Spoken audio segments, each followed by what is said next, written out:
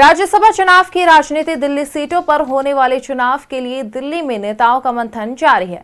BJP को प्रदेश अध्यक्ष आदित्य साहू और संगठन महामंत्री करमवीर सिंह ने बीजेपी के राष्ट्रीय अध्यक्ष नितिन नवीन और राष्ट्रीय संगठन महामंत्री वीएल संतोष से मुलाकात की।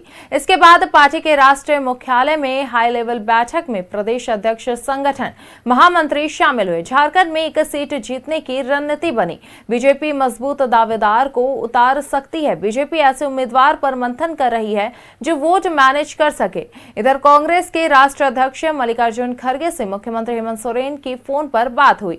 हेमंत सोरेन ने अभी समय मांगा है। इंडिया गठबंधन में 1-2 दिन में मामला सलटने की संभावना है। वहीं तेलंगाना के उप मुख्यमंत्री मल्लू भट्टी विक्रमार्क दिल्ली पहुंच गए हैं। सोमवार को विक्रमार्क और प्रभारी के राजू ने बैठक कर आगे की रणनीति पर विचार किया। आपको बता दें कि कांग्रेस अध्यक्ष मल्लिकार्जुन खड़गे दिल्ली से बाहर थे। आज विक्रमार और राजू राष्ट्रीय अध्यक्ष श्री खड़गे और राष्ट्रीय महामंत्री केसी वेणुगोपाल से मिलेंगे। पार्टी के आला नेताओं को मुख्यमंत्री हेमंत सोरेन से हुई बातचीत से अवगत कराया जाएगा। इसके साथ ही पार्टी विधायकों से भावना से अवगत कराया जाएगा। प्रदेश के राज्यसभा चुनाव में प्रत्याशियों को लेकर अभी सस्पेंस जारी रहेगा। इसके साथ ही जेएमएम भी वेट एंड वॉच की स्थिति में है।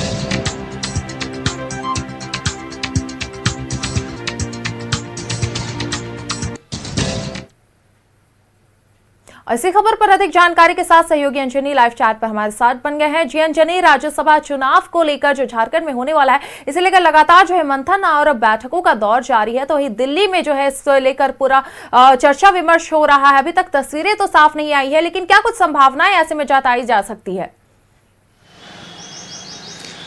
देखिए, झारखंड में 2 सीटों के लिए राज्यसभा के चुनाव होने हैं। अभी भी सस्पेंस बरकरार है और ऐसा मैं इसलिए कह रहा हूँ कि अभी दोनों तरफ से देखेंगे, इंडिया घटक दल या एनडीए की तरफ से कौन उम्मीदवार होगा ये तय नहीं है। लेकिन राज्यसभा चुनाव को लेकर राज्यसभा में उम्मीदवार कौन होगा, इस मामले को लेकर कहीं ना कहीं राजनीति जो है वो दिल्ली शिफ्ट हुई है। हम बीजेपी की बात करेंगे तो जो प्रदेश अध्यक्ष हैं और राज्यसभा सांसद आदित्य साहू दिल्ली में हैं और वहाँ मंथन चल रहा है कि बीजेपी की तरफ से कौन ऐसा उम्मीदवार को चुनावी मैदान में उतारा जाए जो चुनाव जीतने में प्रबल दावेदार हो सके। और देखेंगे, आप बीजेपी के पास जो है आंकड़े नहीं हैं, लेकिन आंकड़े नहीं रहने के बाद भी जो बीजेपी के जो प्रदेश अध्यक्ष है प्रफुल्ल सहदेव ने कहा है कि अंतरात्मा की आवाज़ से जो है हम जीतेंगे। तो ये एक चुनाव में अंतरात्मा एक नई परिभाषा हम कह सकते हैं। लेकिन अब दिल्ली में तय होगा कौन होगा। लेकिन यदि हम दूसरी तरफ बात करेंगे ये इंडिया घटक दल का, तो कांग्रेस भी लगातार अपने उम्मीदवार को लेकर झारखंड में वो मतलब दौरा हो चुका है। जो प्रभारी है झारखंड के राजू और तेलंगाना के जो डिप्टी सीएम हैं वो मुख्यमंत्री हेमंत सोरेन से मुलाकात कर बातचीत को रखा है। अब वो दिल्ली में है, दिल्ली में बातचीत होगी और ये तय होगा कि किसे उम्मीदवार बनाया जाए। ऐसे आप देखेंगे सहवार तो राज्यसभा में एक उम्मीदवार को 28 मतलब मत चाहिए।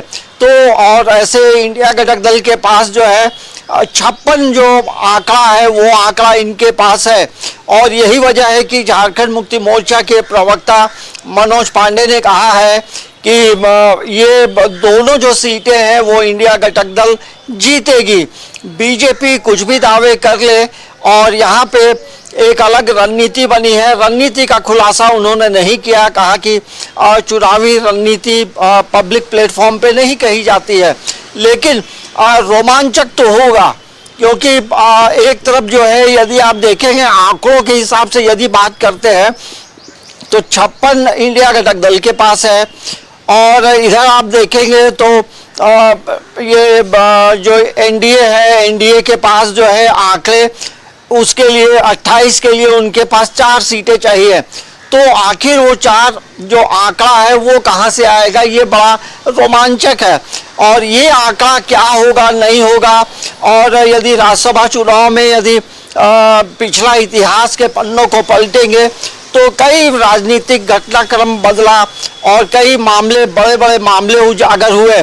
लेकिन इस बार जो है तमाम लोग वेट एंड वॉच में हैं और इंडिया घटक दल ने भी अपनी पूरी रणनीति बना ली है। तमाम लोग इंटैक्ट होने की बात कह रहे हैं। तो आखिर प्रत्याशी कौन होगा बीजेपी के तरफ से, ये तय अभी नहीं है, लेकिन तय होगा दिल्ली में। लेकिन राज्यसभा का जो चुनाव है वो बड़ा रोमांच पैदा यहाँ करेगा, क्योंकि यहाँ आंकड़ों को लेकर बात करेंगे तो किसी एक के पास आंकड़े नहीं है, लेकिन जीत के दावे हो रहे हैं और दूसरी तरफ जो है आंकड़ा पूरा है। लेकिन ये भी चर्चा बहुत है राजनीति के गलियारों में कि बीजेपी कोई ऐसा उम्मीदवार चुनावी मैदान में उतारेगा जो तमाम चीज़ों को बेहतर तरीके से समझे। लेकिन ये भी आवाज़ उठी है कि जो उम्मीदवार हो वो लोकल हो, झारखंड का हो, तो कितना ये जमीनी धरातल पे उतरेगा, कौन उम्मीदवार होगा, ये दोनों तरफ से किन्हीं ने अभी तक कोई घोषणा औपचारिक तौर पे नहीं है। आंकड़ों पे या संभावनाओं पे हम लोग बातचीत कर रहे हैं। झारखंड मुक्ति मोर्चा की तरफ से देखेंगे तो अंजलि सोरेन का नाम जो है लगातार आ रहा है और उड़ीसा से जो झारखंड मुक्ति मोर्चा का जो डेलीगेशन है वो मुख्यमंत्री हेमंत सोरेन से 2 बार मुलाकात कर चुका है और ये मांग भी रखा है कि उम्मीदवार बनाया जाए। तो हर पार्टी की अपनी रणनीति होती है, लेकिन इस रणनीति में कांग्रेस को क्या उम्मीदवार मिलेगा या जेएमएम, दो उम्मीदवार जेएमएम के तरफ से होगा, ये तमाम चीज़ें अभी बातचीत हो रही है। लेकिन ऐसा लगता है जो राजनीति में अलग अलग प्लेटफॉर्म पे जो कार्यकर्ता बात करते हैं, जो बातें निकल कर आती हैं, तो हो सकता है एक जेएमएम लड़े और एक जो है कांग्रेस की तरफ से हो। और लेकिन इस चुनाव में जयराम महतो की भी जो भूमिका है वो बड़ा महत्वपूर्ण है। वो एक वोट जो है वो किधर स्वीप करेगा ये भी देखना बड़ा दिलचस्प होगा। लेकिन ये एक आवाज़ ये भी उठी है कि जो उम्मीदवार हो वो लोकल हो। तो ये अभी राजनीति चल रहा। अभी देखेंगे कि 8 जून तक जो है नॉमिनेशन फाइल करने की अंतिम तिथि है और 11 तारीख जो है नाम वापसी का है सेवार और 18 जून को वोटिंग भी होगी और उसकी काउंटिंग भी होगी। तो ये जो 18 तारीख के बीच का जो मतलब 18 तारीख के पहले तक का जो समय है वो कई रंग दिखाएगा, कई घटनाक्रम होंगे। तो ये एक राजनीति का भी एक अलग पैमाना जो है झारखंड में दिखाई पड़ता है। दिनों की मोहलत मांगी है तो वहीं अभी तस्वीरें भी साफ होने में थोड़ा वक्त लगेगा। देखना ये होगा कि किनके नामों पर मुहर लगती है, सामने क्या कुछ तस्वीरें सामने आती है। बहुत बहुत शुक्रिया जिन्हें हमारे साथ जुड़ने के लिए और ये तमाम जानकारी साझा करने के लिए।